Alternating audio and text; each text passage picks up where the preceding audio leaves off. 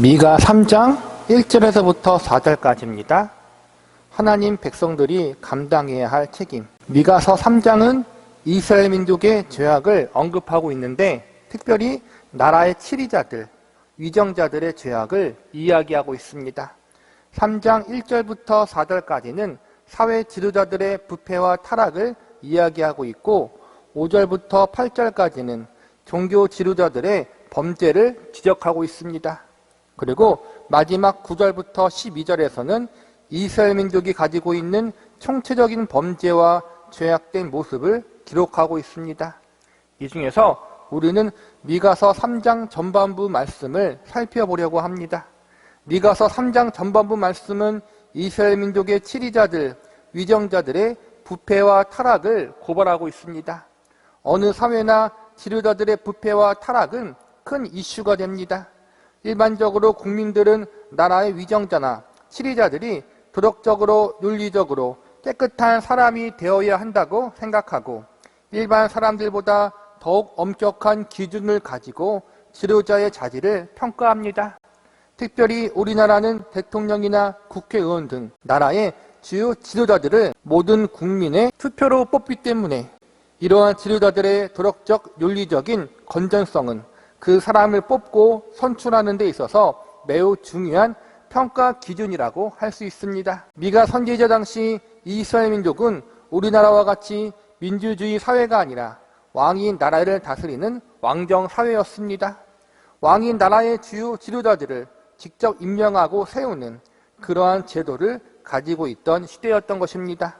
그러나 이러한 왕정 시대였지만 백성들이 깨끗하고 정직한 지도자들이 세워지기를 간절히 바라고 있었던 것은 오늘날과 다를 바가 없습니다. 각 시대와 사회마다 원하고 추구하는 지도자상이 조금씩 다를 수 있지만 도덕적 윤리적으로 깨끗하고 정직한 지도자를 원하는 마음만은 한결같을 것입니다.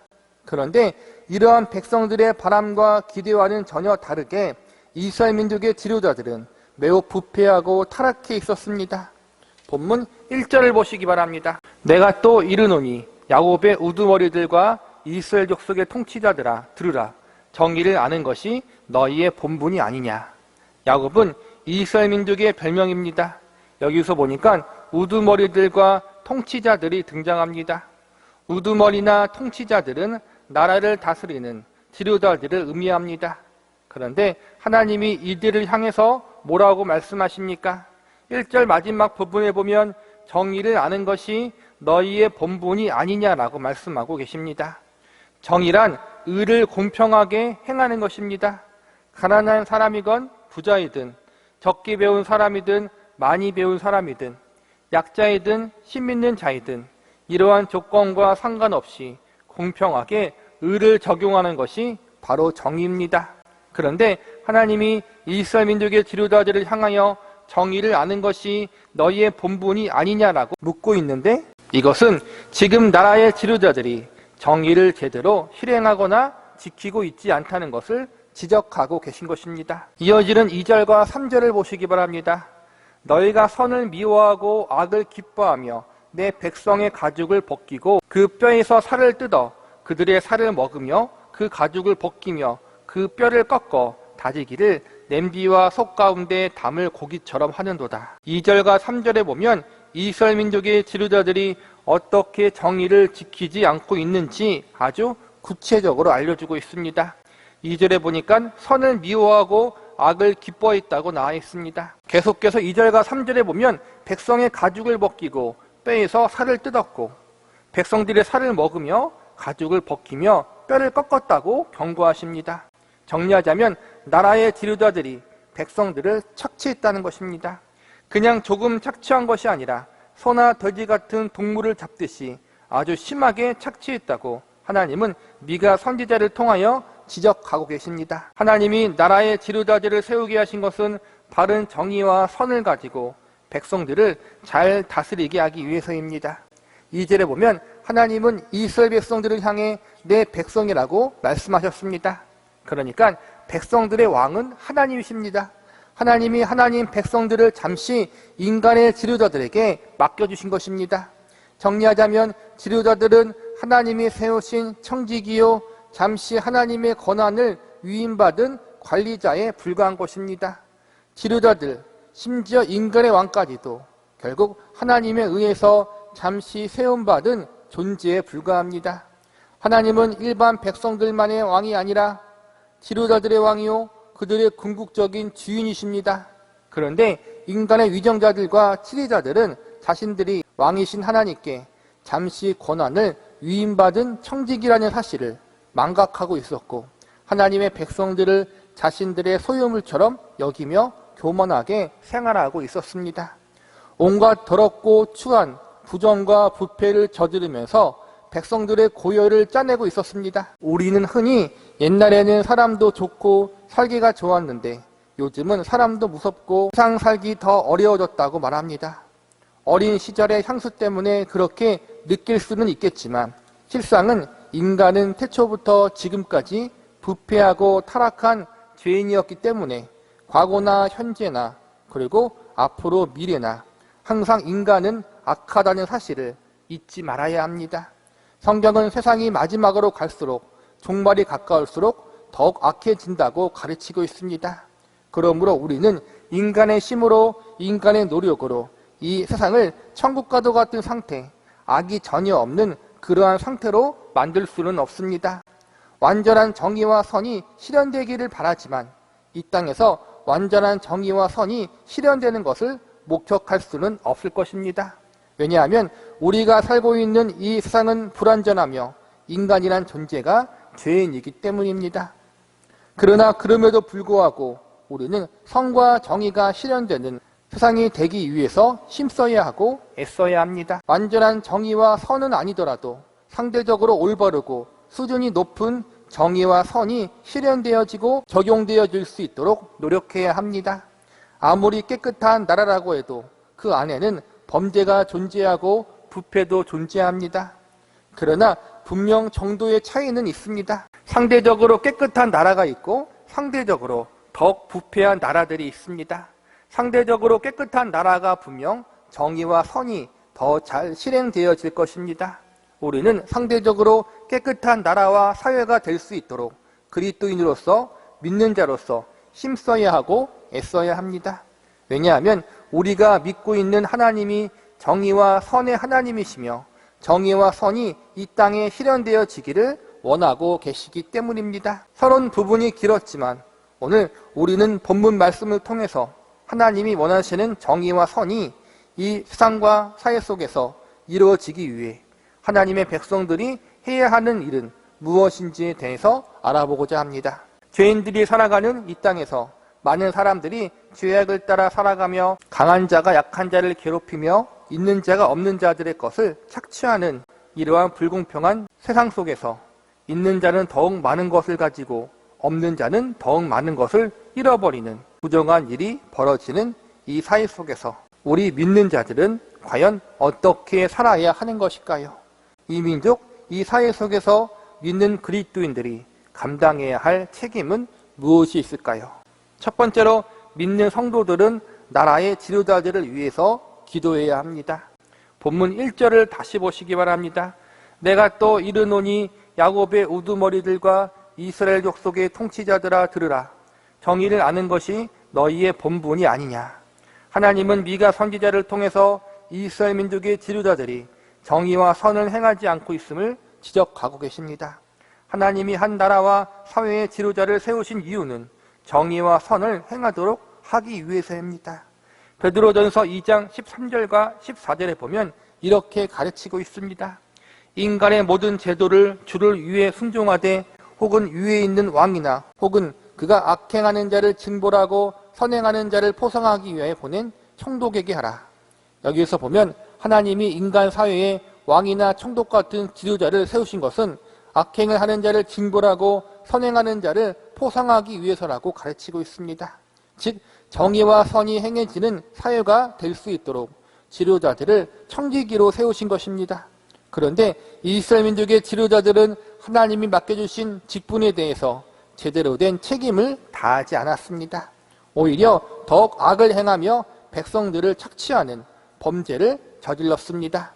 오늘날 우리가 살고 있는 사회에도 지도자들과 기득권자들의 부정부패가 드러나 많은 국민들을 분노케 하는 일들이 발생하고 있습니다. 더욱이 우리가 깨끗하고 진실하다고 믿었던 지도자들의 부정은 많은 국민들에게 더 큰 충격으로 다가오기도 합니다. 우리가 살고 있는 현실에서는 지도자들의 잘못과 합당치 않은 행동으로 말미암아 사회가 참으로 많은 혼란과 갈등을 경험하기도 합니다. 이러한 혼란의 시기, 우리 교회와 그리스도인들은 과연 어떠한 자세와 태도를 취해야 하는가? 이러한 질문을 던져볼 때라고 생각합니다. 세상 사람들은 합당하지 않은 지도자들의 모습과 행동을 보며 분노하고 화를 냅니다. 그리고 거리에 나가 데모도 하기도 하고 집회를 열기도 합니다. 어떤 교회는 담임교역자가 자신의 정치적 입장을 발표하기도 하고, 또한 어떤 교회는 정치적 집회를 열거나 그 집회에 참석하기도 합니다. 어떤 성도들은 자신들이 지지하는 단체와 정당의 의견을 따라 행동을 같이 하기도 합니다. 우리 그리스도인들 역시 한 나라의 국민과 시민으로서 자신의 소신과 정치적 이념에 따라 자유롭게 행동하고 말할 수 있습니다. 그것은 잘못된 것은 아닙니다. 그러나 지금 믿는 성도들은 나의 정치적 이념과 나의 개인적인 소신을 뛰어넘어 나라와 민족을 위해, 또한 위정자와 지도자들을 위해서 기도해야 할 때라는 사실은 반드시 명심하고 기억하고 있어야 합니다. 디모데전서 2장 2절과 3절에 보면 이렇게 가르치고 있습니다. 임금들과 높은 지위에 있는 모든 사람을 위하여 하라. 이는 우리가 모든 경건과 단정함으로 고요하고 평안한 생활을 하려 함이라. 결국 지도자들이 바로 서야 우리들이 평안할 수 있고 안정되게 삶을 영위하며 자유롭게 신앙생활을 할 수 있는 것입니다. 정치에 대해 실망을 하고 지도자들을 향해 욕을 하고 손가락질을 하더라도 그럼에도 불구하고 우리는 여전히 정치를 위해서 기도해야 하고 지도자들을 위해서 간구해야 하는 의무와 책임을 가지고 있는 그리스도인임을 잊지 말아야 합니다. 두 번째로, 믿는 성도들은 자신들에게 주어진 자리에서 믿음으로 인생을 살아가야 합니다. 그리스도인들은 천국을 소망하는 사람이지만 동시에 이 세상에서 하나님의 뜻이 실행되어지기를 위해 노력하는 사람들이 되어야 합니다. 무엇보다 하나님은 하나님 백성들을 통해서 이 세상의 정의와 공의가 실현되어지기를 바라고 계십니다. 지도자들의 부패와 부정, 우리가 그것 때문에 실망할 때도 있지만, 바른 정의와 공의가 실현되지 않아 낙심할 수도 있지만, 그러할수록 우리는 세상을 외면하지 않고 우리가 몸담고 있는 자리에서 우리가 할 수 있는 선을 행하는 사람들이 되어야 합니다. 창세기에 보면 소돔과 고모라 도시 속에서 의인 10명이 없어 하나님의 심판을 면하지 못한 것을 발견합니다.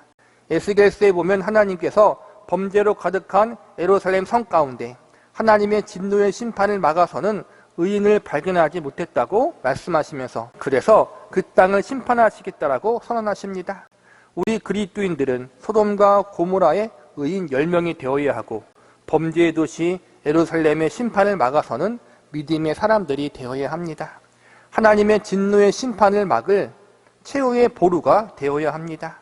이 땅과 이 민족을 하나님이 보실 때, 우리가 속한 사회와 공동체를 보실 때 그 안에 있는 믿는 성도들이 자신들의 삶의 자리에서 하나님 말씀대로 믿음대로 살아가는 모습들이 발견되어질 수 있어야 합니다. 그리고 하나님은 이러한 믿는 자들의 모습을 보시고 그들이 속해 있는 나라와 사회의 심판을 유보하시고 심판의 결정을 돌이킬 수 있는 은혜를 내려주실 것입니다. 하나님 백성들이 가져야 할 사회적 책임 중 하나는 그들이 속한 나라와 민족, 공동체 속에서 빛과 소금의 역할을 감당하는 것입니다. 그래서 믿는 성도는 자신이 속한 나라의 가장 훌륭한 국민이 되어야 하며 가장 합당한 사회 구성원이 되어야 합니다. 결국 이 나라 안에서 우리 모든 그리스도인들이 최선의 국민이 되어야 합니다.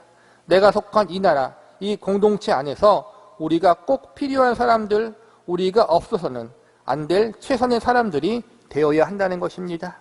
빛과 소금된 삶을 살라는 것이 바로 이러한 의미입니다.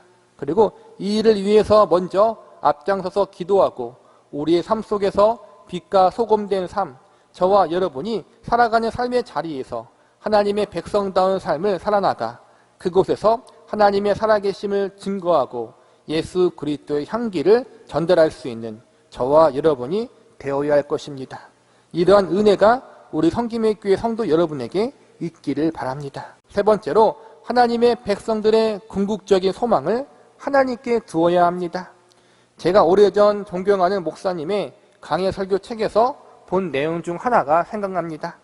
정권이 바뀔 때마다 국민들은 새로운 세상을 기대하지만 얼마 가지 않아 이내 다시 실망한다. 그때는 그 말이 무슨 말인지 잘 이해가 안 갔는데 나이를 조금 먹고 나서 이제 완전히 이해하고 공감이 됩니다. 우리나라 정치는 크게 보수와 진보 이렇게 양 진영이 나뉘어져 있습니다. 보수나 진보가 서로를 공격할 때 가장 많이 사용하는 방법 중 하나는 상대방 진영의 도덕적, 윤리적 문제를 지적하고 건드리는 것입니다. 특별히 선거 때가 되면 이러한 일이 비일비재하게 일어납니다. 건전한 선거 공약보다는 상대방의 약점을 잡아 흔들고 깎아내리는 것이 선거에 더욱 효과적이라는 것을 아는 사람들은 다 압니다. 이런저런 스캔들과 여러 검증들을 걸쳐 힘들게 새로운 지도자를 선출합니다. 특별히 대통령이 선출되고 새로운 정권이 들어설 때면 많은 국민들이 지금보다 더 좋은 사회가 되기를 소망하는 마음을 품습니다. 그래서 새로운 대통령이 당선되면 지지율이 매우 높습니다. 그런데 시간이 지날수록 점차 지지율은 떨어집니다. 이것은 모든 대통령과 정권이 경험하는 공통된 현상입니다. 처음에는 지지율이 높다가 나중에 떨어지는 이유가 무엇 때문입니까? 기대했던 것만큼 달라진 것이 없기 때문입니다. 전임 대통령이나 전임 정권과 별반 달라진 것이 없기 때문입니다. 여전히 우리가 사는 사회는 수많은 문제들이 해결되지 않고 있고 여전히 국민들이 체감하는 삶은 개선되지 않았습니다. 더 좋은 세상, 더 좋은 사회를 만들겠다는 새로운 당선자의 공약은 제대로 지켜지지 않는 것 같습니다. 그래서 기대한 만큼 달라지지 않는 현실을 보며 다를 줄 알았는데 결국 똑같구나라며 실망을 하게 되는 것입니다. 그래서 우리는 늘 균형 잡힌 시각을 가지고 있어야 합니다. 개인적으로 기독교인들은 정치에 대하여 깊은 관심을 가질 수 있고 서로의 가치관과 생각에 따라 진보이든 보수이든 여당이든 야당이든 지지를 표할 수 있다고 생각합니다. 특정 정치인들을 지지할 수도 있다고 생각합니다. 그러나 믿는 성도들은 언제나 균형 있는 중도의 자세와 태도를 가지고 있어야 한다고 믿습니다. 어떤 정치인을 지지하고 어떠한 당과 조직을 신뢰한다고 해도 맹목적인 신뢰와 무한한 지지는 하지 말아야 합니다. 왜냐하면 누구에게든지 죄와 허물을 발견할 수 있기 때문입니다. 여당이든 야당이든 진보이든 보수든 모두 죄의 부패성과 죄악성, 피조물의 연약성과 한계성을 가지고 있는 사람임을 절대로 잊지 말아야 합니다. 우리는 대부분 최선이 아니면 차선을 택하고 차선이 아니면 차악을 택하고 있습니다. 내가 지지하는 정당, 내가 지지하는 지도자가 최선이고 상대방은 늘 최악이라는 극단적 자세는 조심해야 합니다. 특별히 반기독교적인 정치적 입장을 대항하는 것은 맞지만 악에 대항하기 위해 우리가 악인이 되지 않도록 조심해야 합니다. 성경은 악을 선으로 이기라고 가르치고 있습니다. 그리고 뱀처럼 지혜로우며 동시에 비둘기처럼 순결해야 한다라고 가르치고 있습니다. 세상이 악하다고 해서 우리 역시 악한 방법을 동원하고 뱀처럼 행동하면 안 됩니다. 쉬운 문제는 아니지만 우리는 늘 한쪽으로 치우치지 않도록 조심하고 늘 균형 잡힌 중도의 자세를 유지하기 위해서 믿는 성도들은 노력해야 합니다. 오늘날뿐만 아니라 과거에도 이스라엘 민족 안에 이러한 실망들이 있었습니다. 지도자들의 부정과 부패가 나라를 병들게 하였습니다. 악한 왕이 통치하고 다스릴 때에는 더더욱 지도자들이 부정 부패를 저질렀고 선한 왕이 통치하고 다스릴 때에도 역시 지도자들의 부정과 부패가 끊이지 않고 있었습니다. 우상 숭배의 범죄와 탐욕의 죄, 백성들을 압제하고 착취하는 범죄가 지도자들 사이에서 아무렇지 않게 행해지고 있었습니다. 하나님은 당시 이러한 상황을 안타까워하시며 지도자들이 바로 서기를 바라셨지만 그들은 하나님을 거부했고 마침내 하나님은 그들을 심판하시기로 작정하십니다. 오늘 본문을 포함하여 미가서 3장 전체적 내용은 매우 암울하고 어두운 내용들입니다. 지도자들의 부패와 타락을 이야기하며 그들에 대한 심판을 이야기하고 있고 더 나아가 이스라엘 민족의 심판까지도 선언하고 있습니다. 현재 상황을 보면 더 나아질 희망이 전혀 보이지 않고 있습니다. 그러나 우리가 미가서 2장 마지막 말씀에서 배웠듯이 인간에게서는 소망을 찾을 수 없지만 하나님 때문에 소망을 가질 수가 있습니다. 인간은 늘 하나님 앞에 범죄하고 하나님을 거역하지만 하나님은 그럼에도 불구하고 죄악에 물든 하나님의 백성들을 포기하지 않고 버리지 않으십니다. 그리고 궁극적으로 4절에서 선포되어지는 하나님의 심판은 정죄의 심판, 영원한 멸망을 위한 심판이 아니라 잘못된 것을 고치고 회개케 하기 위한 사랑의 심판임을 우리는 앞선 시간 배웠습니다. 하나님의 포기하지 않는 사랑과 은혜, 하나님 백성을 향한 하나님의 사랑의 열심이 결국 죄악에 빠져 영원한 멸망으로 가는 죄인들을 구원하실 것입니다. 그들을 고치시고 새롭게 하심으로 구원하실 것입니다. 인간들의 지도자들에게는 소망을 찾을 수 없지만 창조주 하나님 안에서 우리는 소망을 찾을 수 있습니다. 그분만이 죄인된 인간들을 새롭게 하실 수 있는 유일한 분이십니다. 인간이나 세상이 아닌 하나님 안에서 참된 소망을 발견할 수 있는 저와 여러분이 되시기를 기도합니다. 말씀을 정리하겠습니다. 오늘은 하나님이 원하시는 정의와 선이 이 세상과 사회 속에서 이루어지기 위해 하나님의 백성들이 어떻게 해야 하는지에 대해서 알아보았습니다. 특별히 지도자들의 부패와 사회적 불공평이 만연한 이 세상 속에서 믿는 그리스도인들이 어떻게 살아야 하는지, 이 민족, 이 사회 속에서 믿는 성도들이 감당해야 할 책임은 무엇인지 공부해 보았습니다. 제일 먼저 우리는 믿는 자로서 나라의 지도자들을 위해서 기도하는 자리에 서야 합니다. 그리고 믿는 자로서 자신들에게 주어진 자리에서 최선을 다해 믿음으로 인생을 살아가야 합니다. 마지막으로 궁극적으로 우리의 모든 소망을 하나님께 두어야 합니다. 우리가 소망을 하나님께만 두어야 하는 이유는 결국 인간에게서 참된 소망을 발견할 수 없기 때문입니다. 본문 4절을 보시기 바랍니다. 그때 그들이 여호와께 부르짖을지라도 응답하지 아니하시고 그들의 행위가 악했던 만큼 그들 앞에 얼굴을 가리시리라. 민족과 사회의 타락, 지도자들의 부패로 말미암아 하나님이 더 이상 이들의 기도와 간구를 듣지 않을 것이라고 말씀하십니다. 4절 말씀은 백성과 지도자들의 부패와 타락이 극심했던 이스라엘 민족이 경험하게 될 하나님의 심판에 대한 운명을 미리 예언하고 있는 것으로 볼 수 있습니다. 이스라엘 민족의 운명은 결국 그들이 행한 죄악대로 심판받아 멸망당하는 것입니다.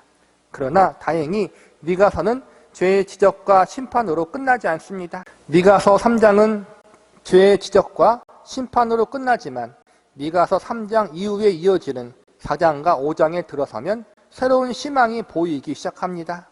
그 희망은 인간과 인간의 지도자들에게서 더 이상 소망이 없기 때문에 하나님이 새로운 지도자를 세우신다는 약속입니다. 인간들에게서 더 이상 소망이 없기 때문에 영원한 소망이 되실 왕을 보내주신다는 예언이 기록되어 있습니다. 하나님이 준비하신 새로운 지도자, 영원한 소망의 왕이 누구십니까? 바로 예수 그리스도입니다. 그 왕은 완전한 왕이시기 때문에 인간의 지도자와 같이 불완전하게 세상을 통치하거나 다스리지 않으시고 완전한 정의와 공의와 선으로 나라들을 다스리시고 통치하실 것입니다. 사실 인간의 왕, 인간의 지도자들이 모두 한계성을 지니고 있는 불완전한 존재들입니다. 이스라엘 민족을 최고의 번영으로 이끌었던 다윗 왕과 솔로몬 왕도 성경 속 이야기를 들여다보면 참으로 연약하고 실수가 많은 왕이었습니다. 이들이 다스렸던 왕국에서도 불의가 있었고 오류가 있었고 갈등과 싸움이 끊이지 않았습니다. 그러나 하나님이 약속하신 메시아 되시는 예수님은 이러한 인간의 왕과 달리 전혀 오류가 없으시고 실수가 없으신 분이십니다. 이 예수님이야말로 그 어떠한 왕보다도 가장 완벽하신 왕으로서 그분의 나라와 백성들을 통치하고 다스리시는 분이심을 우리는 믿어야 합니다. 무엇보다 죄로 인하여 영원한 저주와 심판을 받아야 할 우리들을 구원하실 수 있는 유일한 분이 바로 예수님이십니다. 예수님은 하나님과 동등된 분이시며 창조주 하나님이시며 만왕의 왕이십니다. 그분은 온 우주를 통치하시고 섭리하시는 전능자이십니다. 우리 모두는 이제 우리의 참된 주인 되시며 왕 되시는 예수님께 우리의 전 생애를 맡겨야 합니다. 그분은 그분의 생명을 내어주시기까지 우리를 사랑하시는 분이십니다. 우리를 향한 그분의 계획은 생명이요 영원한 기쁨과 즐거움입니다. 그러니 우리 자신을 의지하거나 주님이 아닌 다른 것에 마음을 빼앗기지 마시기 바랍니다. 하나님이 보내주신 예수 그리스도를 참된 구주로 믿고 영접함으로 어둡고 암울한 이 세상 속에서 참된 소망을 품을 수 있기를 바랍니다. 그리고 이제는 예수님을 참된 주인으로, 그분을 우리의 진정한 왕으로 모심으로 이 땅에서 하나님이 기뻐하시는 믿음의 인생, 하나님 보시기에 합당한 믿음의 백성과 자녀다운 인생을 살아갈 수 있는 은혜가 저와 여러분에게 있기를 기도합니다. 미가 3장 5절에서부터 8절까지입니다. 하나님 백성들의 신앙적 소명. 미가서 1장부터 3장까지는 이스라엘 민족의 죄악들에 대한 지적과 이로 인한 하나님의 징계와 심판의 내용들을 기록하고 있습니다. 이 중에서 미가서 3장은 특별히 이스라엘 민족의 지도자들을 향한 타락과 이들을 향한 하나님의 경고와 심판의 메시지들이 들어있습니다. 이스라엘 민족이 하나님 앞에 저지른 대표적인 범죄는 우상 숭배의 범죄와 탐욕의 죄, 그리고 하나님 말씀을 우습게 여긴 죄, 이렇게 크게 세 가지라고 할 수 있습니다. 그런데 이스라엘 민족이 이러한 범죄에 빠지기까지 나라의 지도자들의 역할이 매우 컸습니다. 그러니까 나라의 지도자들이 이스라엘 백성들의 타락과 부패를 막아서고 오히려 죄를 짓는 일을 더욱 앞장서서 행하며 백성들의 범죄를 부추기는 역할을 했다는 것입니다. 미가서 3장 1절부터 4절까지는 정치적, 사회적 지도자들의 타락과 부패에 대한 내용들이 나와 있고, 오늘 우리가 배우게 될 5절부터 8절까지는 종교 지도자들의 타락과 부패가 언급되어 있습니다. 본문 5절을 보시기 바랍니다. 내 백성을 유혹하는 선지자들은 이에 물 것이 있으면 평강을 외치나 그 입에 무엇을 채워주지 아니한 자에게는 전쟁을 준비하는도다. 이러한 선지자에 대해서 여호와께서 이르시되, 5절에 보니까 선지자들이 백성을 유혹한다고 나와 있습니다. 어떻게 유혹하는가 하면 입에 물 것을 주면 평강의 말을 해주고, 그렇지 않으면 전쟁과 같은 좋지 못한 말을 해준다고 나와 있습니다. 즉 선지자들에게 돈이나 물질 같은 것을 갖다 주면 복을 선포하고, 그렇지 않으면 저주를 선포했다는 것입니다. 한마디로 선지자들이 복과 저주라는 미끼를 통해 백성들의 돈과 물질을 착취하고 있었던 것입니다. 이어지는 6절을 보시기 바랍니다. 그러므로 너희가 밤을 만나리니 이상을 보지 못할 것이요 어둠을 만나리니 점치지 못하리라 하셨나니, 이 선지자 위에는 해가 져서 낮이 캄캄할 것이라. 점을 친다는 말 속에서 이 선지자들이 정상적인 선지자가 아님을 알 수 있습니다. 동시에 이상을 보지 못할 것이라는 말씀 속에서 원래 이 선지자들이 이상을 볼 수 있었던 선지자였음을 알 수 있습니다. 이 선지자들이 원래는 하나님께로부터 온 선지자였다가 돈과 물질 때문에 타락하게 되어 변질된 것인지 아니면 처음부터 가짜 선지자였는지 정확히 알 수 없습니다. 그러나 저는 이 두 가지 경우가 모두 해당된다고 생각합니다. 오늘날에도 보면 가짜 목회자들, 가짜 사역자들이 분명히 있습니다. 처음부터 하나님께로부터 부름받지 않고 돈과 명예와 성공을 얻기 위해서 목사가 되는 경우, 혹은 신학 교수가 되는 사람들도 많이 있습니다. 또한 이와 반대로 처음에는 하나님께 부름을 받아 소명감을 가지고 주의 종이 되었는데 시간이 지나 세상의 달콤한 물을 맛보고 거기에 빠져서 부패하고 타락한 사역자들도 있습니다. 본문 5절과 6절에 나온 선지자들은 이 두 가지 모두를 다 포함하는 선지자들이라고 할 수 있습니다.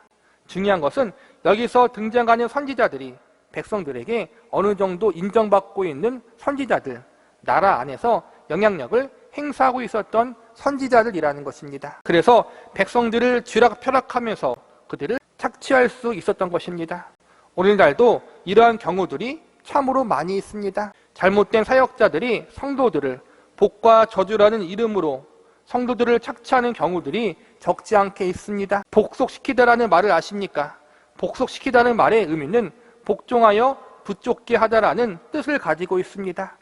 거짓 목사들, 잘못된 사역자들의 가장 큰 특징은 성도들을 자신에게 복속시키려고 한다는 것입니다. 하나님께 성도를 복속시켜야 하는데 자신들을 맹목적으로 따르고 자신들의 말에 무조건적으로 복종케 만드는 잘못된 행동을 하는 것이 거짓 선지자, 잘못된 사역자들의 공통된 특징입니다. 한때 한국 교회에서는 목사가 하는 말이라면 무조건적으로 순종해야 한다고 가르칠 때가 있습니다. 그러나 그것은 분명히 잘못된 가르침입니다. 목사는 성도에게 영적인 스승이지 성도의 삶을 좌지우지하는 주인이 되어서는 결코 안 됩니다. 목회자나 사역자나 하는 일은 성도 한 사람을 하나님과 예수님께 바르게 인도함으로 그분을 인격적으로 만나고 교제하도록 돕는 역할을 하는 것입니다. 성도들을 하나님과 예수님께 복속시키는 일을 감당하는 것이 영적 지도자에게 주어진 사명입니다. 그런데 오늘 본문에 나온 잘못된 선지자들처럼 성도들을 개인의 이익과 욕망을 채우기 위한 도구로 사용하는 잘못된 종교 지도자들이 오늘날 너무나도 많습니다. 그래서 우리는 종종 TV나 방송 매체를 통하여 잘못된 종교 지도자들 때문에 많은 피해를 입은 교회와 성도들의 모습을 목격하기도 합니다. 성도들이 헌금한 돈을 함부로 사용하거나 심지어 성도들의 재산을 갈취하는 일도 목격합니다. 어떤 경우는 성도들을 자신의 쾌락과 정욕을 채우기 위한 도구로 대하다가 사회적으로 큰 무리를 일으키는 경우도 있습니다. 이단만의 문제가 아니라 기존 기성교회 안에서도 일어나고 있는 일들입니다. 목사의 말에 무조건 순종하라. 이것은 아닙니다. 하나님 말씀에 합당하지 않는 것은 순종이 아니라 거절을 해야 옳습니다. 특별히 도덕적, 윤리적으로 합당하지 않은 것은 거부해야 옳은 것입니다. 그러나 잘못된 사역자에게 복속당하는 성도들은 이러한 것들을 분별할 수 있는 분별력이 없어 많은 피해를 당하는 경우들이 많습니다. 우리는 이러한 소식들, 이러한 잘못된 모습을 목격하고 들을 때 많이 낙심합니다. 한국교회가 썩었구나. 목회자들이 부패하고 타락했구나. 그래서 많은 이들이 시험에 들어 교회를 떠나기도 하고 심지어 신앙을 버리기도 합니다.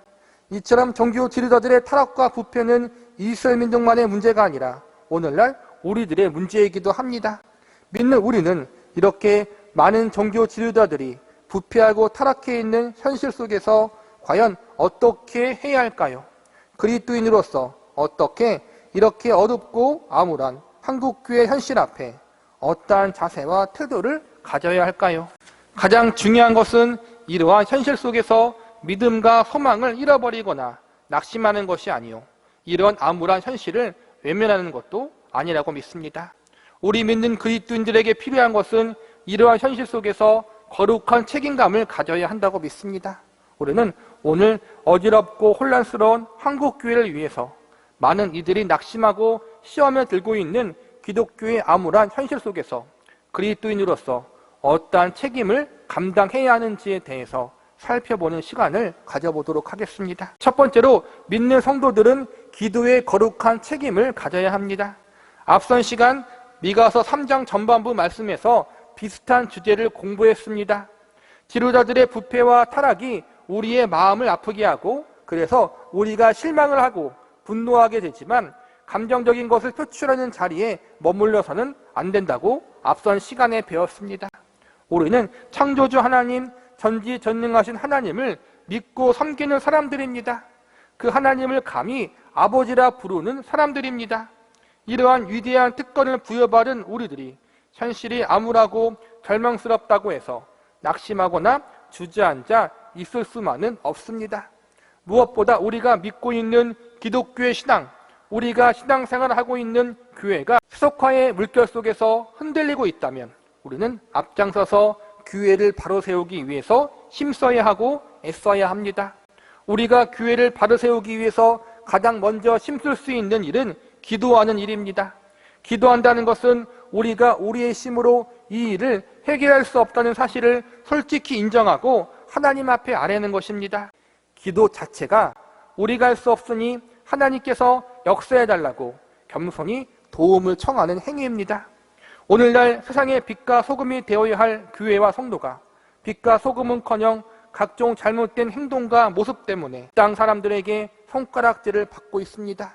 예수님을 믿는 것 때문에, 하나님을 믿는 믿음 때문에 교회와 성도들이 손가락질을 받는 것이 아닙니다.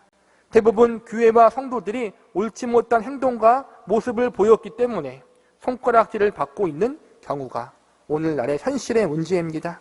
특별히 한국교회 안에서 지도자들의 타락 문제는 기존 성도들에게도 좋지 못한 영향을 끼치므로 많은 사람들을 낙심케 만들고 시험에 들게 하므로 신앙을 떠나게 만들기도 합니다. 세상이 타락하고 부패해도 교회와 성도들이 순결하다면 아직 그 세상은 희망이 있습니다. 사회가 아무리 암울하고 어두워도 교회와 성도들이 하나님만 바라보고 의지한다면 그 사회는 아직 소망이 있습니다. 그러므로 우리는 한국교회와 성도들을 위해서 또한 지도자들을 위해서 기도해야 합니다. 교회가 빛을 잃지 않도록, 소금의 맛을 잃지 않도록 순결하고 거룩한 존재로 남아있을 수 있도록 기도해야 합니다. 또 교회 지도자들이 하나님 앞에 올바른 믿음으로 바로 설 수 있도록, 세상의 유혹으로부터 스스로를 거룩하고 순결하게 지킬 수 있도록 이를 위해서 함께 기도할 수 있는 우리가 되어야 합니다. 기도라는 것은 결국 우리가 하나님의 도우심과 은혜를 바라보는 사람들이 되어야 한다는 것입니다. 기도는 내가 열심히 기도하는 행위 자체에 중심이 있는 것이 아닙니다. 내가 아무것도 할 수 없으니 하나님께서 하셔야 한다는 것을 인정하는 믿음의 고백이 바로 기도입니다. 하나님이 아니면 결국 아무런 소망도 없다는 것을 고백하는 것입니다. 결국 인간들이 저지른 잘못과 죄로 인해 인간들은 스스로 멸망의 길을 갈 수밖에 없는 존재임을 하나님 앞에 솔직히 인정하는 것입니다. 인간은 죄인이기 때문에 스스로를 구원할 수 없습니다. 스스로 돌이킬 수 없고 변화시킬 수도 없습니다. 그래서 오직 하나님의 은혜만이 인간들을 변화시키고 돌이키고 구원할 수가 있는 것입니다. 오늘의 메시지는 하나님의 은혜만이, 하나님의 주권만이 우리를 돌이키고 회복시키고 구원할 수 있다는 것입니다. 우리 자신에게는 희망이 없습니다. 우리의 그 어떠한 노력도 열심도 우리를 구원할 수 없습니다. 우리를 변화시킬 수 없습니다. 하나님만이 하실 수 있습니다. 하나님만이 우리의 민족, 우리의 공동체, 우리의 가정, 우리 자신을 변화시키시고 회복시키시고 구원해 줄 수 있는 유일한 분이십니다. 결국 종교 지도자들을 위해서 기도하라는 것도 하나님이 역사하지 않으면 안 된다는 사실을 인정하고 고백하라는 것입니다. 하나님, 우리 민족, 우리 사회, 우리 공동체, 우리 가족, 우리 개인의 소망은 하나님께만 있습니다. 하나님이 붙잡아 주시고 책임져 주시옵소서. 이 기도가, 이 고백이 우리의 기도와 고백이 될 수 있기를 바랍니다. 두 번째로, 믿는 성도들은 건강한 신앙생활을 위해 거룩한 책임을 가져야 합니다. 기도 다음 우리가 해야 할 일은 성도 한 사람 한 사람이 하나님 앞에 믿음으로 바르게 서는 것이 중요합니다. 믿음으로 바로 서는 것은 건강한 신앙생활을 하라는 것입니다. 건강한 신앙생활에 대해서 저는 크게 두 가지를 강조하고 싶습니다. 하나는 하나님 말씀 중심의 신앙생활을 해야 한다는 것과 또 하나는 성령 충만한 거룩한 삶을 추구해야 하는 것입니다. 말씀 중심이라는 것은 성경 중심의 삶을 살라는 것입니다. 성령 충만한 삶이란 성령 하나님의 통치하심과 다스리심 속에 살라는 것입니다. 여기서 한 가지 주의해야 할 것은 성경에서 가르치는 성령 충만한 삶이란 무엇인가에 대한 바른 이해가 있어야 한다는 것입니다. 왜냐하면 성령 충만에 대한 바른 이해가 없으면 정답은 알아도 잘못된 방향으로 갈 수 있기 때문입니다. 성령 충만한 삶에 대하여 다양한 정의를 내릴 수 있고 다양하게 설명할 수 있겠지만 저는 간단하게 성령 충만한 삶과 성화된 삶이 같은 말이라고 정리하고 싶습니다. 성도의 성령 충만한 삶이란 성도가 성화된 삶을 살아가는 것이고 성화된 삶은 하나님의 형상과 예수 그리스도의 장성한 분량에 이르는 삶을 의미합니다. 좀 더 간단하게 요약하자면 하나님을 더 깊이 알아가고 예수님의 성품과 인격을 닮아가는 삶을 사는 것이라고 할 수 있습니다. 거짓 종교인들의 특징은 오늘 본문에 나와 있듯이 복과 저주라는 무기를 가지고 성도들을 자신들에게 복속시키려고 합니다. 자신들의 말이 곧 하나님의 말씀이고 자기 말을 잘 들으면 복받고 잘 듣지 않으면 저주를 받는다는 식으로 가르칩니다. 성도가 하나님 말씀을 바르게 알고 있다면, 성경 말씀에서 가르치는 교리와 진리적 부분을 잘 알고 있다면 이러한 것에 전혀 미혹당할 일이 없습니다. 저 목사님 말씀 안 듣다가 하나님 앞에 저주받으면 어떻게 하지? 저 기도원장 말씀에 순종하지 않다가 나와 우리 가족에게 안 좋은 일이 생기면 어떻게 하지?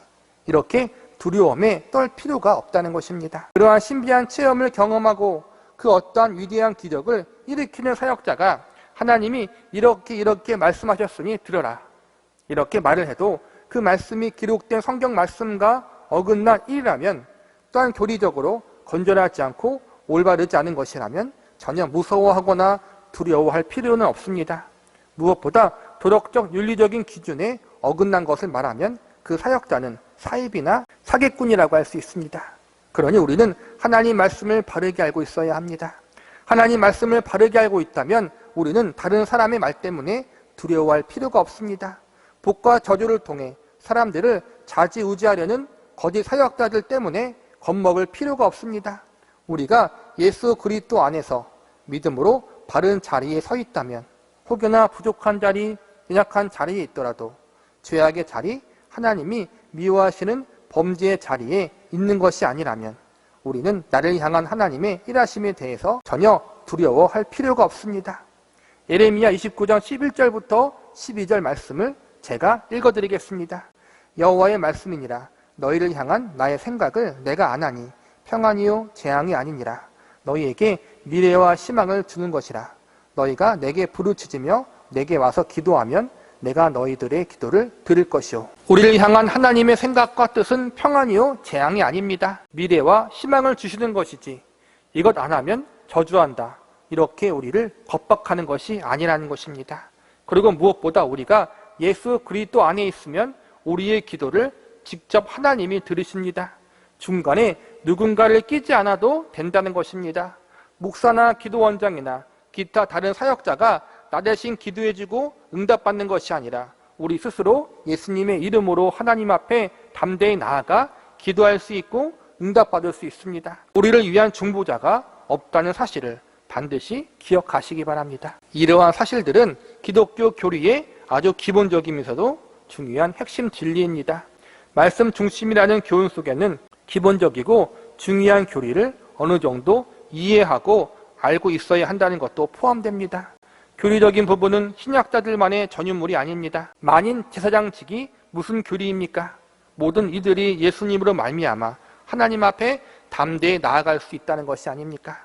능력 좋은 목사가 없어도, 신령한 기도원장이 없어도 모두가 하나님 앞에 나아갈 수 있고 기도할 수 있고 하나님과 인격적인 교제를 누릴 수 있다는 것입니다. 예수님이 오시고 성경 말씀이 완성된 이후 더 이상 하나님과 인간 사이를 중보하는 제사장도 없고 하나님의 직접적인 계시의 말씀을 전달하는 선지자도 없어졌습니다. 이 사실도 기독교의 기본적인 교리라고 할 수 있습니다.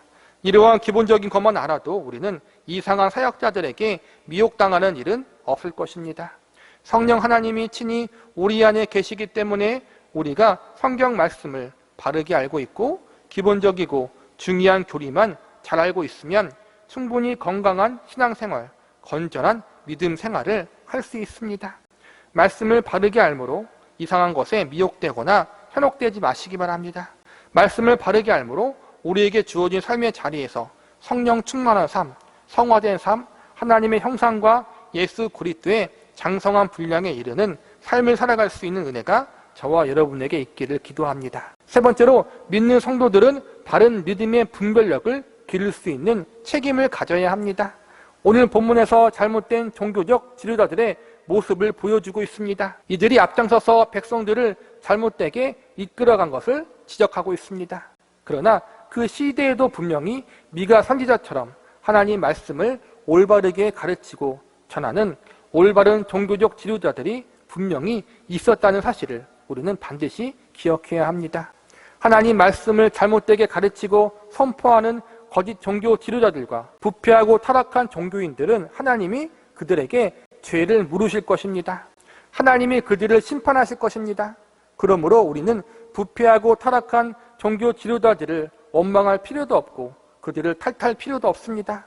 중요한 것은 많은 종교적 지도자들이 부패하고 타락했지만 그럼에도 불구하고 참된 하나님의 사람들이, 하나님이 부르시고 세우신 영적 지도자들이 존재하고 있고 계속해서 하나님의 올바른 말씀을 전하고 가르치는 일을 감당하고 있다는 것입니다. 많은 사람들이 부패하고 타락한 종교인들 때문에 시험에 들고 낙심합니다. 심지어 신앙의 자리에서 떠나기도 합니다. 그러나 우리는 잘못된 종교인들이 많이 있을수록 올바른 하나님의 말씀을 더욱 사모하는 마음과 바른 하나님의 말씀에 더욱 귀를 기울일 수 있는 분별력을 가지고 있어야 합니다. 하나님이 하나님의 때에 반드시 거짓 선지자들과 부패하고 타락한 종교인들을 심판하실 것입니다. 우리는 세상과 교회가 타락한 부분에 대해서 안타까운 마음을 품으며 동시에 이러한 세상에서 하나님이 부르신 바른 지도자들이 많이 세워지도록 기도해야 하고 동시에 하나님 말씀을 바르게 선포하고 전하는 지도자들의 가르침에 귀를 기울일 수 있는 사람들이 되어야 합니다. 어떤 사람이 잘못된 지도자이고 어떤 사람이 올바른 지도자인지 구별하기 힘든 시국인 걸 압니다. 그래서 우리는 하나님 앞에 분별력을 달라고 기도해야 합니다. 그리고 기복적이거나 신비적인 것, 자극적이거나 감각적인 것을 추구하는 신앙이 아니라 바른 말씀이 중심이 되는 건강한 신앙생활을 사모하고 추구하는 성도들이 되어야 합니다. 어지러운 이 땅 가운데 많은 종교인들이 부패하고 타락한 상황 속에서 그럼에도 불구하고 미가 선지자와 같은 사람들이 하나님 말씀을 바르게 선포하고 있었다는 사실을 기억하시기 바랍니다. 진리는 유행을 타지 않는다는 말이 있습니다. 대중적이지 않아도 많은 사람들이 듣기 좋은 소리가 아닐지라도 기록된 성경 말씀을 근거로 하여 바른 하나님의 말씀을 전달하는 사역자가 많이 세워지기를 기도해야 합니다. 그리고 그러한 말씀에 귀 기울일 수 있는 주의 백성들이 많아지기를 기도해야 합니다. 하나님 말씀은 우리의 귀를 즐겁게 하지 않는 부분들이 많이 있습니다. 우리의 마음과 양심을 찔리게 하는 부분들이 많이 있습니다. 전하는 말씀이 재미가 없고 흥미가 없는 경우들이 대부분입니다. 그래서 바른 하나님의 말씀을 전하는 종교 지도자들은 대중적 지지를 얻지 못하는 경우들이 많습니다. 그럼에도 불구하고 하나님은 어두운 시대일수록 하나님의 바른 말씀이 선포되어질 수 있도록 역사하십니다. 거짓 종교인들이 많을수록 그 가운데 하나님은 반드시 참된 영적 지도자들을 보내시고 세우십니다. 거짓 사역자들, 거짓 교훈을 가르치는 선생들이 난무하는 시대입니다. 겉모습은 거룩해 보이나 죄악에 물든 종교 지도자들이 참으로 많이 있는 시대입니다. 이러한 시대 속에서 우리는 종교인들의 타락과 부패를 보며 원망과 불평만 하는 자리에 있지 말고 하나님이 부르신 바른 지도자들이 많이 세워지도록 기도해야 하고 동시에 하나님 말씀을 바르게 선포하고 전하는 지도자들의 가르침에 귀를 기울일 수 있는 사람들이 되어야 합니다. 우리에게 거짓 종교인들과 참된 하나님의 사람들이 누구인지를 분별할 수 있는 건강한 분별력을 달라고 기도하는 저와 여러분이 되기를 바랍니다. 말씀을 정리하겠습니다. 거짓 종교인들과 부패하고 타락한 영적 지도자들이 만연한 시대 가운데 믿는 자들은 실망하지 말고 기도의 거룩한 책임과 바른 신앙생활을 추구하고 사모하는 거룩한 책임을 가져야 합니다. 무엇보다 바른 영적 분별력, 신앙의 분별력을 기를 수 있는 사람들이 되어야 합니다. 우리는 거짓 종교인들의 교훈과 가르침에 절대로 귀를 기울이거나 마음을 빼앗기면 안 됩니다. 우리는 그들을 멀리하고 바른 지도자들이 세워지기를 기도해야 합니다. 건강한 교회와 바른 지도자들이 이 땅 위에 많이 세워지기를 기도하시기 바랍니다. 그리고 바른 말씀을 알고 바른 믿음을 사모하며 우리 자신들이 하나님 앞에 바르게 세워지기를 사모하고 노력해야 합니다. 바른 분별력을 가지고 거짓 종교인들, 잘못된 사역자들이 한국교회에 발붙이지 못하도록 그들이 영향력을 행사하지 못하도록 만들어야 합니다. 그리고 한 발 더 나아가 미혹당하려고 하는 자와 미혹당하는 자들을 건져낼 수 있는 믿음의 성숙한 자리에까지 설 수 있기를 사모해야 합니다. 본문 7절을 보시기 바랍니다. 선견자가 부끄러워하며 술객이 수치를 당하며 다 입술을 가릴 것은 하나님이 응답하지 아니하심이거니와. 이것은 거짓 종교인들과 이들을 따르는 사람들에게 하나님이 책임을 물으실 것이라는 말씀입니다. 응답하지 않는다는 것은 그들의 기도를 듣지 않는다는 것인데, 이는 하나님이 더 이상 이들을 하나님의 백성으로 여기지 않으신다는 무서운 말씀입니다. 이어지는 8절 말씀을 보시기 바랍니다. 오직 나는 여호와의 영으로 말미암아 능력과 정의와 용기로 충만해져서 야곱의 허물과 이스라엘의 죄를 그들에게 보이리라. 안타깝게도 우리의 기대와 바람과는 달리 사람들은 거짓 종교인들의 더욱 마음과 귀가 끌리기 마련입니다. 그리고 거짓 사역자들이 더욱 인기가 많은 것도 사실입니다. 왜냐하면 그들의 가르침과 교훈은 달콤하기 때문입니다. 거짓 종교인들은 주님이 이 땅에 다시 오실 때까지 계속해서 나타날 것입니다. 재림의 때가 임박할수록 잘못된 사역자들의 미혹은 더욱 많아질 것입니다. 이단은 물론이거니와 기존 기성교회 안에서도 이러한 잘못된 사역자들이 더욱 많아질 것입니다. 바보들만 그러한 집단과 가르침에 빠져드는 것이 아니라 많이 배운 사람도, 심지어 사역자들도 많이 넘어갑니다. 그들도 예수님의 이름을 부르고 하나님을 이야기합니다. 그러나 우리는 속지 말아야 합니다. 그래서 우리는 늘 말씀을 바르게 알아야 하며 교리적인 부분들을 소홀히 하지 말아야 합니다. 영적 분별력과 실력을 잘 길러 헛된 것에 유혹당하지 않도록 조심해야 합니다. 특별히 우리의 미래나 앞일을 보여주고 알려준다는 하는 집단이나 사역자들을 우리는 조심해야 합니다. 어떠한 신비한 체험과 경험을 중시하는 것도 조심해야 합니다. 우리 믿는 자들에게 제일 중요한 것은 오직 예수입니다. 오직 예수님이라는 말은 예수님의 대속의 은혜와 공로가 제일 중요하다는 것입니다. 내가 종교적으로 무엇을 했는가, 이것이 중요한 것이 아니라 예수님이 나를 위해서 무언가를 했다는 것이 더욱 중요하다고 믿는 것이 기독교의 가장 중요한 믿음이요 신앙입니다. 우리의 믿음에는 나의 경험, 체험, 나의 의로움이나 공로가 절대로 발붙일 곳이 없어야 합니다. 사역자들은 사람들이 듣기 좋은 말을 하는 사람들이 아닙니다. 유익한 말, 위로와 격려의 말만 전하는 사람들이 아닙니다. 반대로 무서운 말, 심판의 말씀만 전하는 것도 아닙니다. 사역자들은 하나님 말씀을 있는 그대로 균형 있게 잘 가르치고 선포하는 사명을 감당하는 사람들입니다. 가감하거나 더하지 않고 성경 말씀에 기록된 말씀들을 있는 그대로 바르게 전하고 가르치는 일을 감당하는 것이 바로 목회자와 사역자들이 감당해야 할 임무입니다. 내 생각, 내 체험, 다른 이들의 생각이나 의견을 전하는 것이 아닙니다. 사역자가 기도한 다음 하나님이 주신 마음의 감동이나 계시를 전하는 것이 아닙니다. 하나님께 기도했더니 이렇게 하라고 하셨다. 목사 말을 들어야 복받는다. 이것이 하나님의 뜻이다. 이렇게 전하는 것은 옳지 못한 것입니다. 이건 하나님의 뜻이 아니라 그냥 개인적인 의견일 뿐입니다. 하나님의 말씀은 이렇게 인간적인 방법이나 수단으로 전해지는 것이 아닙니다. 누군가와 토론하고 토의한 다음 그 결과를 알려주는 것이 아닙니다. 사심이나 내 주관을 집어넣지 않고 오직 기록된 성경 말씀을 바르고 균형 있게 전하고 가르치는 일을 감당하는 것이 사역자에게 하나님이 맡겨주신 사명입니다. 많은 사람들에게 가장 듣기 좋은 말을 전하기 위하여 노력하는 것이 아니라 사역자의 주관이나 생각을 주입시키기 위해서 노력하는 것이 아니라 기록된 성경 말씀을 바르게 이해시키고 그 말씀의 원리에 따라 순종할 수 있도록 가르치고 전하는 것이 사역자의 소명인 것입니다. 그러니 저를 비롯해 한국교회의 사역자들을 위해서 그들이 이러한 소명을 온전히 감당할 수 있기를 위해서 기도해 주시기 바랍니다. 동시에 오늘의 이 말씀은 사역자들에게만 해당되는 것이 아니라 모든 그리스도인들을 향한 교훈임을 명심해야 합니다. 그리스도인들은 모두가 다 지도자의 역할을 감당할 수 있습니다. 가정에서, 직장에서, 공동체에서 믿음으로 깨어 있으므로 내가 속한 그곳에서 선한 영향력을 행사할 수 있는 사람들이 되어야 합니다. 빛과 소금의 역할을 잘 감당할 때 우리는 모두가 하나님 앞에 선한 지도자들의 사명을 감당할 수 있는 것입니다.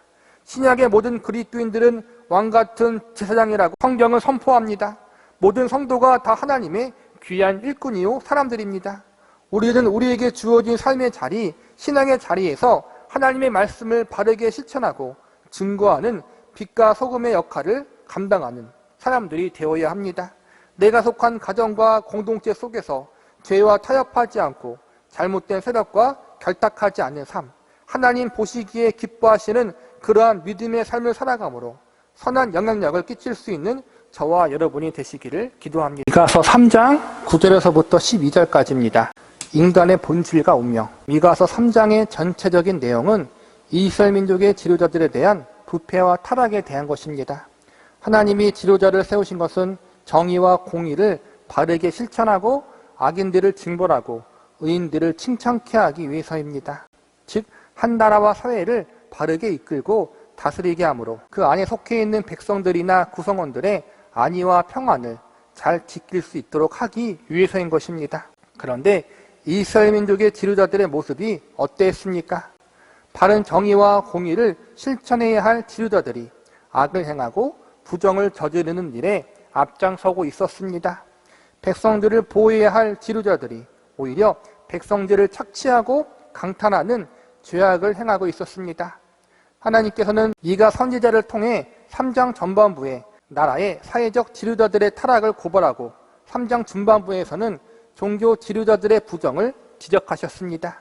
그리고 그 결과로 하나님이 이들의 기도와 간구를 듣지 않으시고 그들이 행한 대로 심판하시겠다는 경고의 말씀을 선포하셨습니다. 미가 3장의 후반부도 동일한 내용이 반복됩니다. 사회 지도자들과 종교 지도자들이 모두 타락하고 부패하여 하나님 앞에 죄악을 저지르고 있는 모습을 하나님은 다시 한번 지적하시며 이들을 향한 하나님의 엄중한 심판을 선포하십니다. 우리는 오늘 미가서 3장 말씀을 마무리하면서 인간의 본질과 운명이라는 제목으로 말씀을 공부해 보려고 합니다. 우리는 미가서 3장을 마무리하면서 다음과 같은 사실들을 발견할 수 있습니다. 첫 번째로 인간 지도자의 연약성과 한계성을 발견할 수 있습니다. 본문 9절을 보시기 바랍니다. 야곱 족속의 우두머리들과 이스라엘 족속의 통치자들 곧 정의를 미워하고 정직한 것을 굽게 하는 자들아 원하노니 이 말을 들을지어다. 9절을 보면 이스라엘 민족의 우두머리들과 통치자들이 정의를 미워하고 정직한 것을 굽게 한다고 나와 있습니다. 우두머리와 통치자들은 나라의 공인된 지도자들을 의미합니다. 오늘날로 말하자면 사법권이나 행정권을 가진 고위 공무원이라고 할 수 있습니다. 나라 안에서 공식적인 권력을 가진 지도자들이 하나님 앞에 부정하고 부패해 있음을 지적하고 있는 것입니다. 이스라엘 민족은 하나님의 백성들이었습니다. 모든 백성들이 하나님을 믿는 신정국가였습니다. 그런데 이러한 신정국가 안에서 부정과 부패가 존재하고 있었습니다. 하나님이 세우신 지도자들의 죄악됨이 존재하고 있었습니다. 이는 결국 모든 인간들은 예외 없이 인약성과 한계성을 가지고 있다는 사실로 받아들일 수 있습니다. 지도자들도 인간이기 때문에 예외가 없습니다. 오늘날 한국 사회가 이념의 문제, 정치적 성향의 문제로 많은 곤욕을 치르고 있습니다. 그러나 우리가 역사를 통하여 배웠듯이 여당이든 야당이든 보수든 진보든 결국 세상의 탐심과 탐욕 앞에서는 아무도 자유롭지 못하다는 사실을 배우게 됩니다. 특정 정당이나 정치적 성향을 가졌기 때문에 더 옳고 깨끗한 경우는 거의 없습니다. 모두 돈과 명예와 권력 앞에 다 약합니다. 잘해봤자 상대적으로 조금 더 나은 정의와 공의를 실현하기 위하여 노력할 뿐입니다. 조금 더 더럽고 조금 더 깨끗한 정도의 차이만 있을 뿐입니다. 우리는 내가 따르고 믿는 정당과 지도자가 무조건 옳고 상대방은 무조건 틀리다는 이분법적인 사고방식을 조심해야 합니다. 우리 편은 무조건 정의이고 상대편은 악으로 여기는 접근 방식도 조심해야 합니다. 우리는 모두 다 연약하고 실수하고 넘어질 수 있다는 사실을 명심해야 합니다. 결국 모든 인간과 인간의 지도자는 완전하거나 완벽할 수 없다는 것입니다. 인간은 완전하지 않다.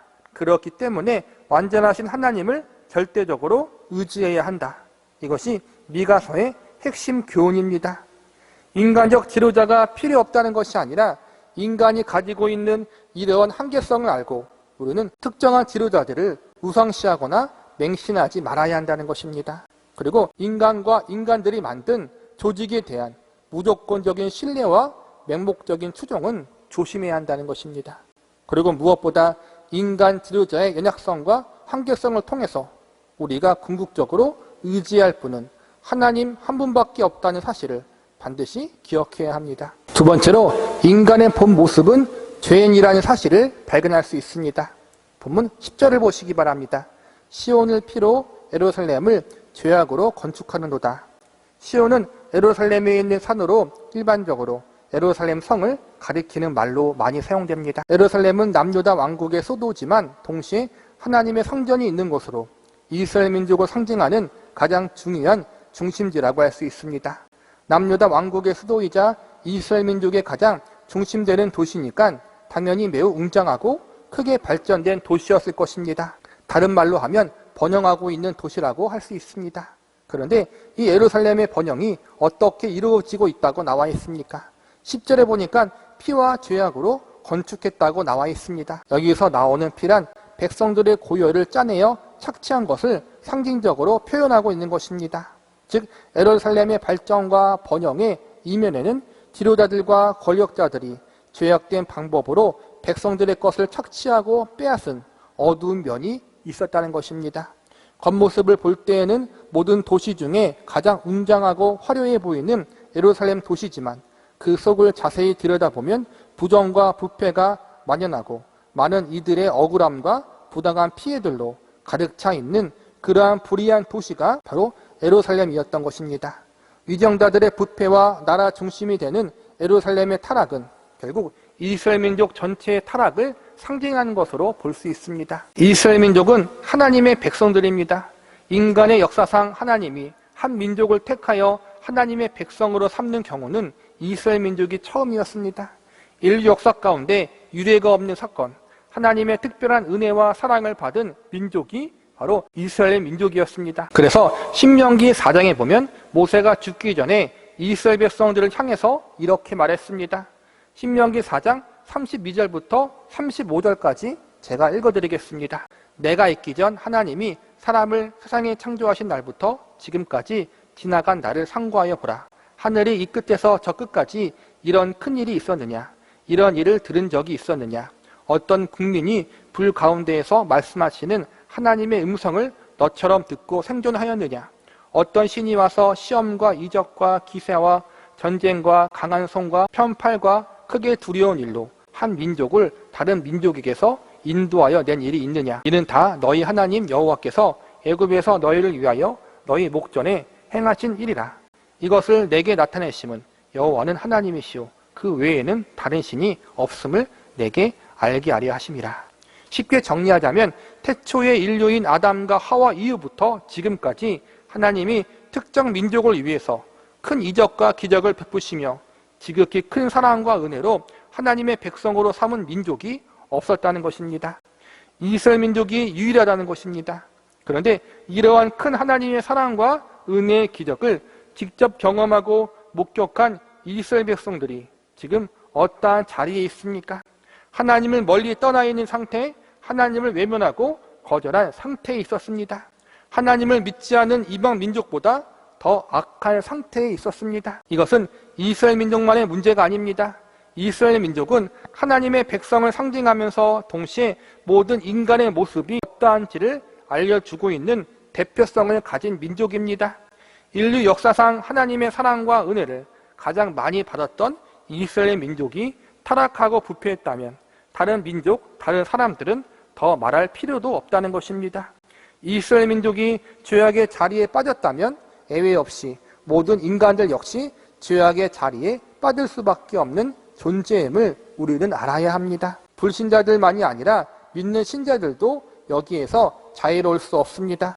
교회는 거룩해야 하고 믿는 성도들은 깨끗해야 합니다. 모든 하나님의 백성들은 순결해야 합니다. 그러나 우리의 현실은 그러지 못하는 경우들이 훨씬 많이 있습니다. 조금씩 정도는 다를 수 있지만 하나님의 완전하신 정의와 공의 앞에 하나님의 온전한 말씀의 기준에 어느 누구도 합당한 자리에 이를 수 없습니다. 왜냐하면 우리는 결국 죄인이기 때문입니다. 우리는 우리 자신들이 죄인이라는 사실, 하나님이 원하시는 완전한 정의와 공의를 만들어낼 수 없다는 사실을 겸손히 인정해야 합니다. 우리는 스스로를 의롭게 만들거나 하나님이 인정하시는 선을 만들어낼 수 없다는 사실도 인정해야 합니다. 그러므로 결국 우리는 우리 자신을 의지해서는 안 되고 오로지 완전한 의가 되시는 하나님만 의지하는 사람들이 되어야 하는 것입니다. 구약의 이스라엘 백성들이 그들 자신의 역사, 이스라엘 민족의 역사를 통해서 가장 뼈저리게 깨닫고 배운 사실이 바로 이것입니다. 하나님 백성에게 있어서 의란 결국 자기 자신에게서 나오는 것이 아니라 하나님에게서부터 나오는 것임을 그들은 배우게 됩니다. 오늘날 믿는 우리들도 동일합니다. 성도들에게 있어서 의란 자기 자신의 열심과 헌신, 자기 희생에서 오는 것이 아니라 오로지 예수 그리스도를 근거로 하여 온다는 사실을 반드시 기억하고 있어야 합니다. 구약의 이스라엘 백성들이 자신들의 의가 아니라 하나님의 의로 말미암아 구원받을 수 있었듯이 오늘날 우리 역시 예수 그리스도의 대속의 공로와 은혜가 우리의 의가 되어야만 구원을 받을 수 있다는 사실을 잊지 말아야 합니다. 우리 모두는 예수님으로 말미암아 용서받은 죄인이요 의롭다 인정받은 죄인들입니다. 우리의 의를 의지하지 않고 오직 하나님이 우리에게 주시는 의, 그 의만 의지할 수 있는 저와 여러분이 되시기를 바랍니다. 세 번째로 인간이란 존재는 결국 영원하지 않다는 사실을 발견할 수 있습니다. 본문 11절을 보시기 바랍니다. 그들의 우두머리들은 뇌물을 위하여 재판하며 그들의 제사장은 삭슬을 위하여 교훈하며 그들의 선지자는 돈을 위하여 점을 치면서도 여호와를 의뢰하여 이르기를 여호와께서 우리 중에 계시지 아니하냐 재앙이 우리에게 임하지 아니하리라 하는도다. 11절 말씀은 이스라엘 민족의 지도자들이 악을 행하고 있으면서도 하나님을 전혀 두려워하지 않고 있는 현실을 지적하고 있습니다. 특별히 가장 깨끗해야 하고 순결함과 거룩함에 최후 보루가 되어야 할 종교 지도자들이 하나님을 업신여기며 하나님이 전혀 없는 것처럼 부정부패의 길로 빠져들어 있음을 보여주고 있습니다. 정치가들, 고위 공무원들이 부정을 저지르는 것은 분명히 잘못한 일이지만 100번 양보해서 그들이 하나님을 온전히 믿지 않아서 그럴 수 있다고 생각할 수 있습니다. 그런데 하나님을 믿고 섬기고 있는 제사장들과 선지자들이 하나님을 부정하며 이 땅의 탐욕과 정욕을 쫓는다는 것은 도저히 용납할 수 없는 일입니다. 그런데 지금 이스라엘 민족의 종교 지도자들이 그러한 죄악을 행하고 있었습니다. 돈을 위해서 하나님의 이름을 팔아먹고 죄를 저질러도 평안하다 평안하다 그렇게 외치고 있었던 것입니다. 이스라엘 민족의 이러한 모습은 오늘날 우리가 살고 있는 현 시대의 모습과 너무나도 닮았습니다. 나라의 지도자들의 부정은 물론이거니와 교회 지도자들의 타락의 모습이 과거 이스라엘 민족이 겪었던 상황과 너무나도 일치합니다. 세계를 호령했던 로마 제국이 패망하게 된 것은 여러 가지 이유가 있지만 가장 결정적 이유는 나라의 지도자들의 부정과 부패에 있었습니다. 그리고 그 중심에는 종교 지도자들, 특별히 교회 지도자들의 타락도 포함되어 있었습니다. 교회는 세상의 빛과 소금입니다. 한 민족과 사회가 죄악에 빠져 있어도 교회가 살아있다면 아직 희망이 있는 것입니다. 이스라엘 민족이 아무리 타락하고 부패했어도 하나님을 믿는 신앙을 책임지는 종교 지도자들이 바르게 서 있다면 아직 희망이 있었을 것입니다. 그러나 제사장도 선지자들도 세상의 쾌락과 노예가 되어 제 기능을 하지 못했고 결국 온 나라가 죄악에 빠져 멸망의 길을 걸어가게 되었습니다. 우리나라와 우리가 속한 사회도 조심하고 또 조심해야 합니다. 한국교회는 경각심을 가져야 합니다. 지도자들은 물론이거니와 성도들 자신들을 돌아보며 세속에 물들어 있었던 우리의 삶과 가치관을 회개해야 합니다. 우리는 깨끗해, 우리는 순결해, 우리는 달라 이렇게 아닌 척하지 마십시오. 나와 상관이 없는 이야기라고 여기지 마십시오. 하나님의 말씀의 기준으로 보면 다 거기서 거기입니다. 다 똑같다는 것입니다. 중요한 것은 믿는 우리는 그 사실을 알고 있다는 것이고 불신자들은 모르고 있다는 것뿐입니다. 다른 것은 우리는 그 사실을 알고 있다는 것이고 불신자들은 모르고 있다는 것입니다. 우리가 믿음을 가지고 있다고 하지만 우리 역시 탐욕과 정욕의 자리에서 자유롭지 못하는 것과 늘 세속적인 영향을 받으며 타협하고 있다는 사실을 솔직히 인정하고 날마다 아니 매 순간마다 우리 자신을 하나님 앞에 내려놓는 훈련을 해야 합니다. 하나님의 거룩하신 뜻에 우리의 죄악된 본능을 죽이고 복종시키는 연습을 해야 합니다. 이것이 성경에서 말하는 믿음의 선한 싸움입니다. 그러나 이러한 우리의 노력에도 불구하고 이 세상에서 살아가는 동안 우리가 기대하는 영원한 승리를 얻을 수 없다는 사실을 배우게 될 것입니다. 인간의 역사, 교회의 역사가 그것을 우리에게 알려줍니다. 로마 제국을 복음화시켰던 초대교회의 놀라운 믿음들, 계시록에서 유일하게 주님의 칭찬을 받았던 빌레델비아 교회는 역사 가운데 사라지고 말았습니다. 초대교회 시절에 수많은 나라와 민족을 향해 사도들과 성도들이 복음을 전했지만 오늘날 그 복음을 전한 민족과 나라 가운데 온전히 복음이 뿌리 내리고 열매 맺는 곳은 없습니다. 한때 복음의 중심지였던 영국을 비롯해 유럽의 많은 나라들이 대부분 세속화에 빠져 교회가 사라지고 있습니다. 한때 기독교의 영광을 드러내었던 많은 교회와 나라들이 세월의 흐름과 세속화의 유혹 앞에 모두 무너졌습니다. 한국교회가 영원하기를 기도하고 강구하지만 한국교회의 영광도 영원하지 않을 것입니다. 전 세계 속에 유래를 찾아볼 수 없었던 한국교회의 부흥도 이제는 세속화의 물결 속에 그 원동력을 잃어버리고 있고 이미 마이너스 성장을 보이고 있는 것이 현실입니다. 제가 이러한 말씀을 드리는 이유는 부정적인 이야기를 하자는 것이 아니라 결국 세상에 영원한 것은 아무것도 없다는 사실을 말씀드리기 위해서입니다. 믿지 않은 불신자들만의 이야기를 하는 것이 아니라 이 세상에 몸담고 있는 성도들과 눈에 보이는 교회들도 마찬가지라는 것입니다. 한 시대에 잘 나갈 수 있고 일정 시간 큰 부흥을 경험할 수 있습니다. 그러나 그것이 영원할 수는 없습니다. 우리는 이 사실 앞에 겸손해야 합니다. 영원하지 않는다는 것은 결국 마지막이 있다는 것입니다. 끝이 있다는 것입니다. 우리 모두가 하나님이 계신 보좌 앞에 서야 할 때가 있다는 것입니다. 어떤 이들은 하나님의 보좌가 심판의 보좌가 될 수 있고 어떤 이들에게는 하나님의 보좌가 은혜의 보좌가 될 수 있습니다. 오직 영원한 것은 하나님 한 분밖에 없습니다. 그리고 우리는 그 영원하신 하나님 앞에 나아갈 준비를 해야 합니다. 말씀을 정리하겠습니다. 우리는 정의와 공의를 갈망하며 지도자들을 세우지만 결국 인간 지도자의 연약성과 한계성을 목격하며 실망을 경험하게 됩니다. 또한 믿었던 지도자들의 타락과 부패의 모습을 보며 결국 모든 인간들은 죄인이라는 사실을 뼈저리게 배우게 됩니다. 그리고 역사 속으로 사라져가는 과거의 영광을 보면서 우리에게는 영원한 것이 없다는 사실을 발견하게 됩니다.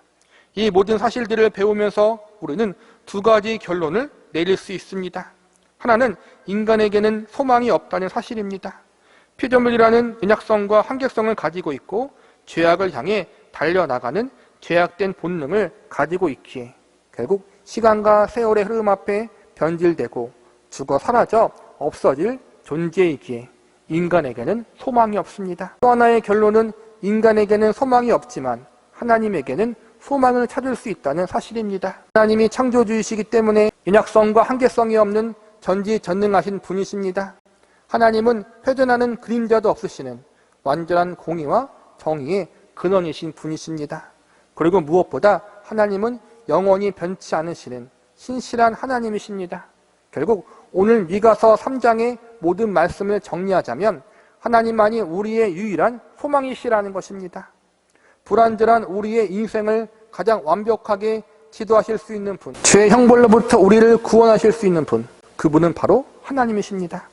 영원히 살아계셔서 하나님 백성과 자녀들의 운명을 주관하시는 분, 완전한 정의와 공의를 실현하실 수 있는 유일한 분이 바로 하나님이십니다. 본문 12절을 보시기 바랍니다. 이러므로 너희로 말미암아 시온은 갈아엎은 밭이 되고 예루살렘은 무더기가 되고 성전에 사는 수풀의 높은 곳이 되리라.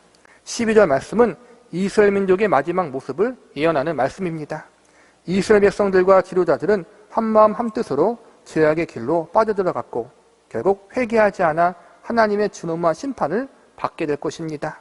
갈아엎은 밭, 수풀의 높은 곳이 된다는 것은 웅장하고 화려했던 예루살렘 도시를 모두 무너뜨려 폐허의 도시로 만들어 버리시겠다는 하나님의 무서운 경고입니다. 12절 말씀은 궁극적으로 모든 인간들의 마지막 운명을 보여주고 있다고 할 수 있습니다. 인간의 운명은 멸망의 길로 달려가고 있습니다. 가만히 있으면 저절로 멸망의 길로 가버려 하나님의 심판을 받게 될 것입니다. 이것이 이스라엘 백성들과 인간들의 마지막 운명입니다. 그러나 희망이 있습니다. 미가서 3장이 끝나고 미가서 4장을 보면 하나님이 소망 없는 이스라엘 백성들을 향하여 하나님 자신이 소망이 되어주신다고 약속을 하십니다. 특별히 이스라엘 민족을 가장 완전하고 완벽하게 통치하고 다스릴 새로운 왕, 메시아를 보내주실 것을 약속하십니다. 이 메시아가 누구입니까? 바로 예수 그리스도십니다. 사실 이스라엘 백성들 하나님이 인간적으로 매우 훌륭한 왕, 정치적으로 능력 있는 지도자를 보내주셔서 이스라엘 민족이 세상을 다스리게 될 줄로 알고 있었습니다. 그러나 하나님은 이 땅의 지도자보다 더 중요한 구원자를 메시아로 준비하십니다. 영원한 저주와 멸망의 운명을 지니고 소망 없이 살아가는 인간들에게 가장 필요한 것은 저주와 멸망으로부터의 구원입니다. 이 사실을 죄인인 인간들은 모르고 있지만 하나님은 알고 계셨습니다. 그래서 하나님은 죄인들에게 가장 필요한 예수 그리스도를 예비하시고 마침내 인간들을 위해서 이 땅에 보내십니다. 미가서의 결론은 인간에게서 소망을 찾을 수 없고 오직 하나님에게만 소망을 찾을 수 있다는 것입니다. 하나님이 소망 없는 우리를 위해서 준비하신 예수 그리스도가 우리의 소망이라는 사실을 알려주고 있는 것입니다.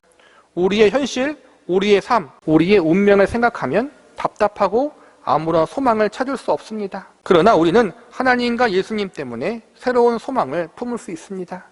예수님이 우리의 영원한 소망이요 구원자라는 사실 때문에 희망을 가질 수 있습니다. 세상의 다른 것으로 말미암아 소망을 찾지 마시고 오직 영원하신 하나님과 예수님으로 말미암아 참된 소망을 찾을 수 있는 저와 여러분이 되시기를 간절히 바랍니다.